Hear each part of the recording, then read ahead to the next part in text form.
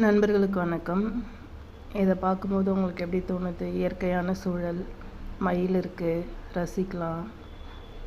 நிலத்துக்கு போயிட்டு வந்தாலே ஒரு ஸ்ட்ரெஸ் ஃப்ரீ அப்படின்னு தானே தோணும். அப்படிலாம் இல்லைங்க. நல்லா காற்றடிச்சு சவுக்க சாஞ்சு போச்சு. இந்த எலுமிச்சம்பழத்தை பார்க்கும்போது ரொம்ப மனசுக்கு ரம்மியமாக இருக்குது. ஆஹா, கொத்து கொத்தாக காய்ச்சிருக்கே, சூப்பர், நல்லா இருக்குது அப்படின்னு தானே தோணுது.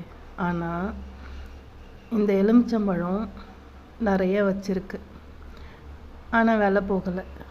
2 ரூபாய்க்கு மேலே கேட்க மாட்டாங்க. அதை பறிக்கிறதுக்கே கீழே விழுந்திருக்கிறத பொறுக்கிறதுக்கு கூட கிட்டத்தட்ட ஒரு 1.5 மணி நேரம் ஆச்சு.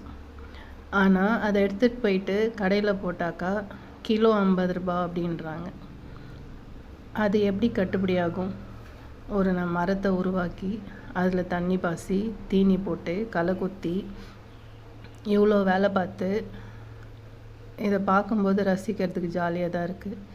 ஆனால் வேலை போகலையே. வருமானம் வந்தால் தானே ஆசையாக இருக்கும். விவசாயியை பொறுத்த வரைக்கும் வருமானம் வந்தால் மட்டும்தான் சந்தோஷமாக இருக்கும்.